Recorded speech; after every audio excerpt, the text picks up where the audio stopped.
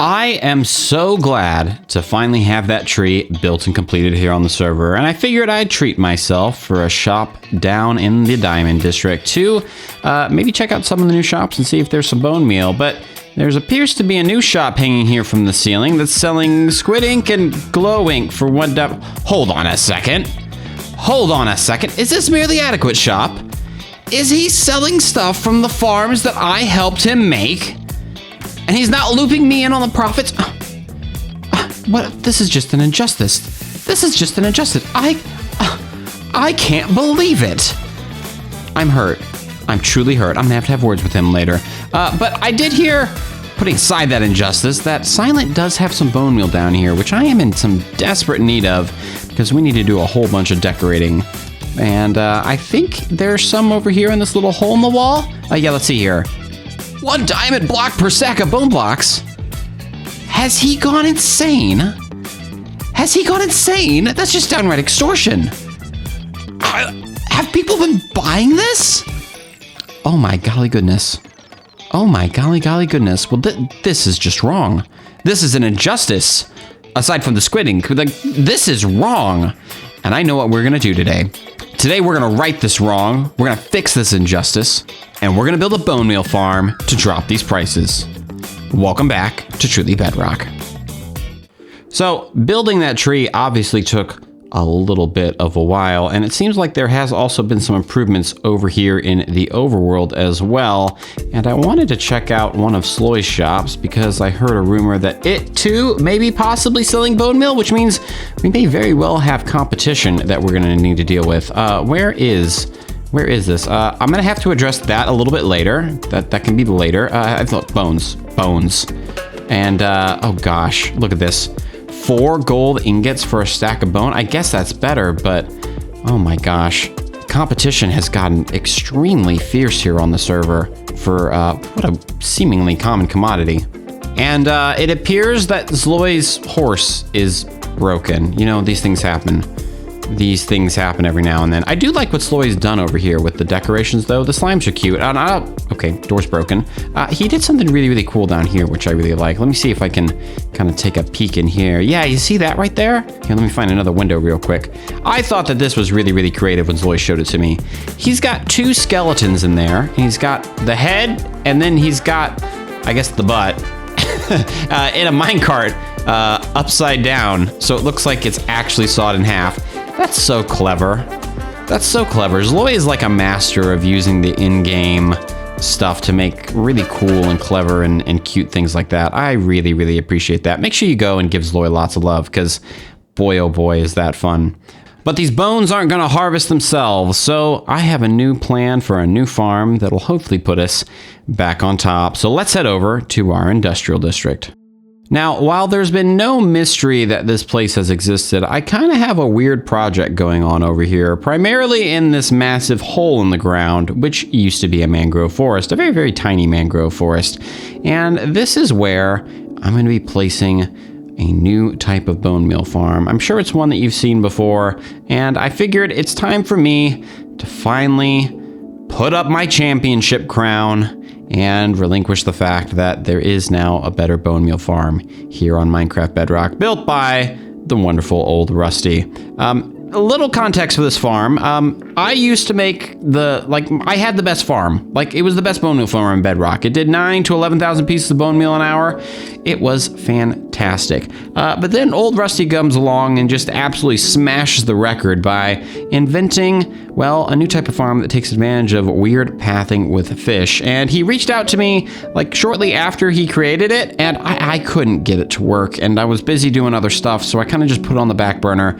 But I figured it was time for me to finally revisit this and give the man all the credit that he is due for being the redstone genius that he is. And we're gonna build it over here on Truly Bedrock. And well, this is how we're gonna take back our crown. This is how we're gonna take back our crown for having the most bone meal here on the server. There was probably a point that we were gonna maybe make like 2 of these, but I think with the way that we have it set up, we're gonna have 2 people AFKing. I think it's gonna roughly have the same rate. So as you can see here, I've kind of carved out a massive area. This is basically a giant hole in the ground. And building this farm is allegedly very, very simple, but we're going to be spending the next couple of moments here together trying to figure it out for ourselves, making sure we got the mechanics. And the mechanics of this, as I've decided to implement it, are pretty straightforward. Basically, we're going to have a clock right here that races down, and then every now and then we're going to have a target block that's going to be hooked up to a dropper. If I can go ahead and click on that, that's going to drop all of our items into this ice-filled water stream, and then we'll just create a collection system to kind of hook everything together. And then we're also just going to hook this up to a bunch of really, really simple trident killers, which hopefully will take care of all of our fishies, slaughter them down, give us their carcasses and their bones, send it down here during this outshoot, and hopefully generate a ton of materials for us. But of course, and honestly, the biggest problem with building this is building out these trident killers and making sure they're hooked up to the system. And fortunately, I have a very, very simple design that allows us to build these relatively quickly. And if you'll allow me a moment of indulgence, I can go ahead and show you exactly how this system works. Now, down here, we have our repeater that's hooked into this target block. And what we want to do with this is kind of yoink this signal coming off of that target block without really interfering with anything. So we're gonna need a block here, and then I think we're gonna need like maybe another block here. We can place a repeater in this position. Then maybe we need to go back just a little bit more. We need a little bit more space. Sometimes these things happen.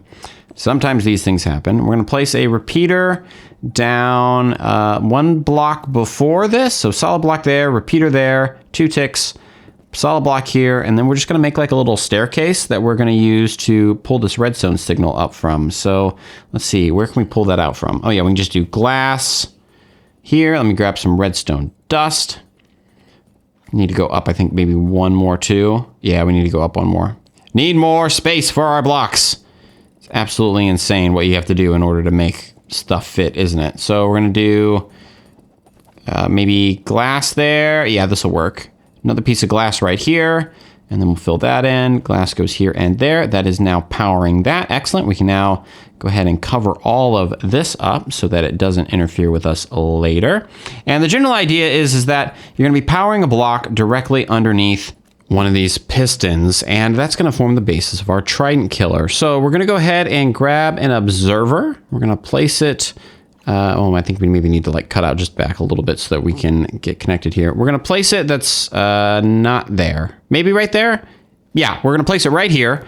We're going to have a redstone torch that's going to come off of that right there so that this is basically not, it's going in a one-way circle, more or less. And then we're going to come over here, make sure we block that off. And then we're just going to pull this redstone signal off of this block that we've placed right here and keep feeding it into a block directly beneath our other pistons. So block underneath that, redstone dust, and then a repeater. Bada bing, bada boom. We have ourselves the second part of our trident killer all nice and set up. So we can go ahead and cover this over here. I'd probably go ahead and cover this over here too, just to make it convenient. Repeat the same thing, block, repeater, and then piece of redstone dust to pull that signal out of. And then the tricky part right here, we just need to carve a little bit over here so that we can extend this over this gap. Probably just place a torch right there, that'll do. And then we will go ahead and probably get a piece of redstone dust, maybe replace that with a target block, dust piece, dust here. And then, yeah, I think we'll go ahead and replace that part with the target block. Do I have a target block on me? No, I think I'm going to need to go get one. Let me go grab one real quick. I have all of my items, fortunately, over here. And with that back in our possession, we can fly back over. We're just going to go down in here, place a target block underneath that piston. Let me just grab that real quick. Target block right there. And then bada bing, bada boom. We have ourselves a fully functional system. We're going to need to replace that torch right here. Is it on that? No, that's not right. I need to place it on the target block. Yep, target block. There we go. Great. That'll just be fine. And then we can just cover all of this up. And we now have a trident killer that exists inside of a water stream. And then we can just cover everything up. All of our fishies will come down here. And when they are ready to be harvested, the tridents will eat them. Yep, it's really that simple. We just need to every now and then replace some of these blocks right here. And bada boom, there's redstone with Alaydriem. Bet you didn't expect that segment today, did you? And with all of our tridents and our ice highways now set up, all that we need to do is fill this entire thing in with a single row of water, which fortunately shouldn't take that long because we can just grab water buckets from everything that we've already placed because water creates an infinite source. Isn't that the best thing about Minecraft? Infinite water. And we can just extend this all the way over here. And soon this entire patch will be filled with water. But as you can see, I kind of made this a little bit bigger than like one piece of water will do. So we're going to need to fill in a little bit more of this kind of space over here. So let me just like fill in maybe the diagonals here. See if maybe we can fill all this way up. Fortunately, we are having fish spawn. That was the big problem that I had last time I tried to build this. I couldn't get fish to spawn. It was truly bizarre that I couldn't get fish to spawn in water.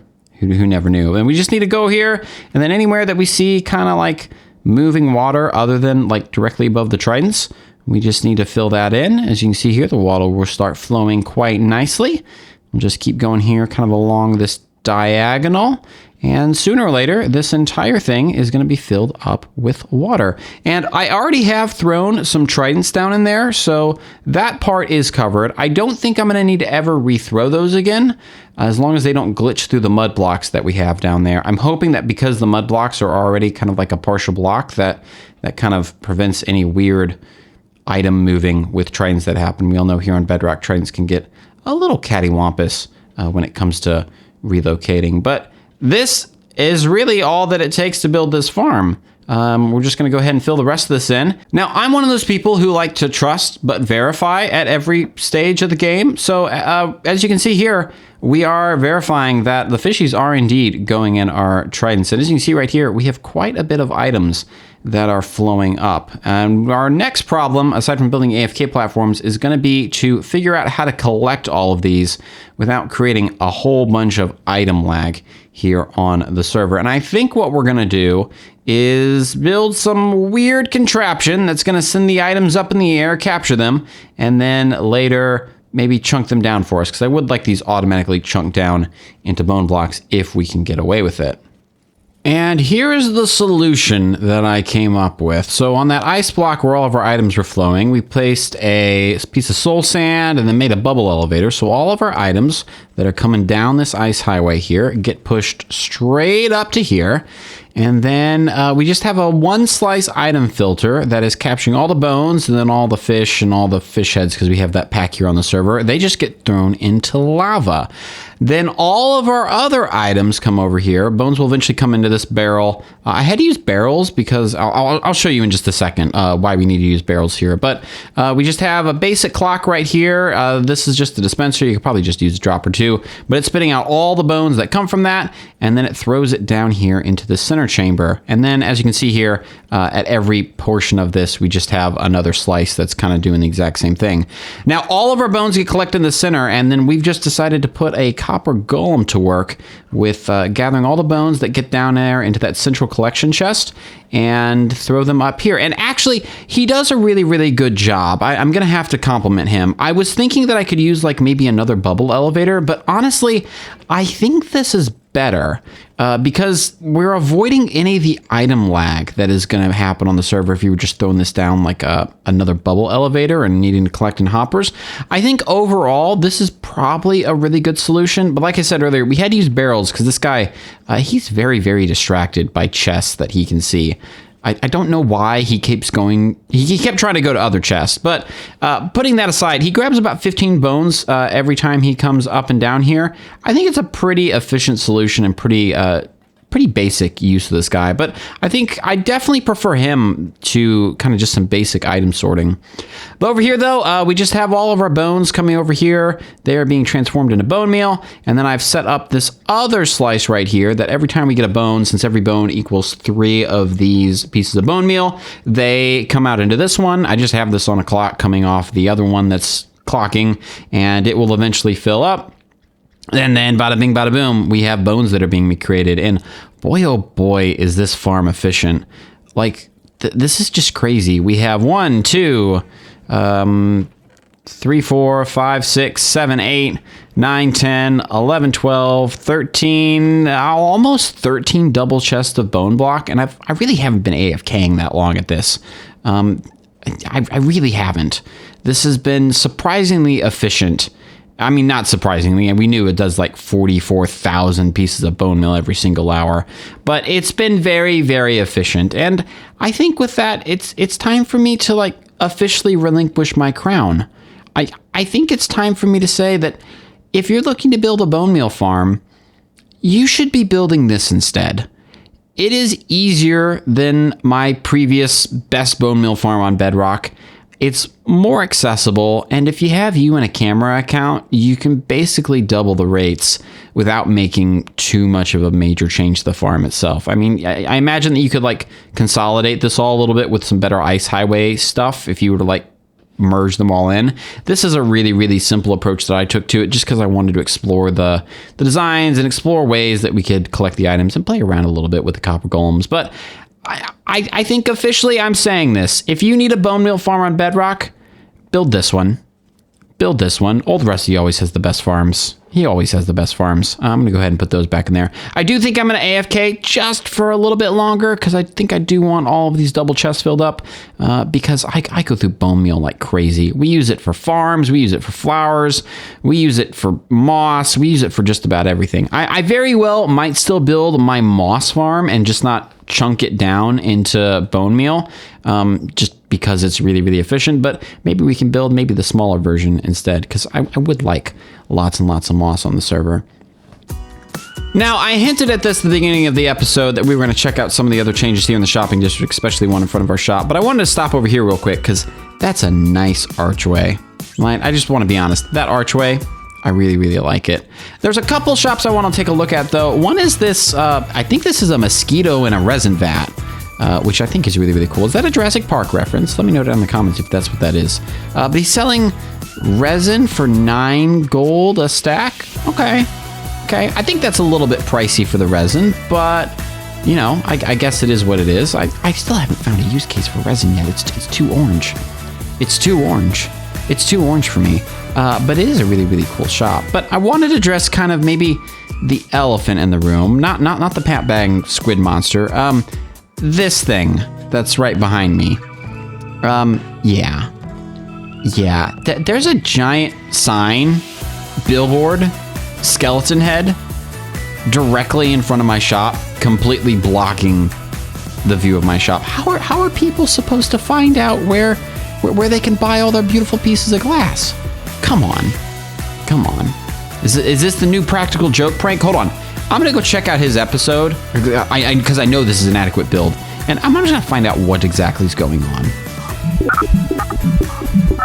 Okay, so Merely Adequate basically wants to keep this up in front of my shop forever, and he left it up to you beautiful pixels to decide what exactly my fate is. I don't know how I feel about that, so I'm not gonna beg, but can we not leave this up here, please? Can we not leave this up here, please? I really would like my shop to be shown around. But yeah, if you could do me a favor and in his Discord, like vote on which thing you want to keep, that would be great. Unfortunately, I don't think there's anything I can do about this at the moment too, because he built this. And let me just take a peek here real quick. I'm pretty sure, yeah, that's filled with water. That's filled with water. He knew that I was gonna TNT it if he put that up. No, actually, the reason he did this, pretty sure, is so he can keep all of those corals alive, which, really, really clever. Really, really clever afterward. I have to admire that. I do, but what is this? I do have to, like, question, like, what is this, too? I can't open those. Why can't I open those? Oh, you've got to be kidding me. No, he's selling bone meal at my own shop, too? Well, that's just unacceptable. That's just downright unacceptable. I put in all that work, and this is what I get. Great. Well, on that disaster and major disappointment, I believe it's now time for us to end. I think what I'm going to do is I'm going to leave these fences closed so that no one can open these, and they think they're just like maybe leftovers from his build. Maybe that'll be my secret for dealing with this. But beautiful pixels, as always, thank you so much for watching. Please make sure you go vote in Adequate's Discord to get this thing out of my shop's face. And I look forward to seeing you in the next episode. See you next time. Bye.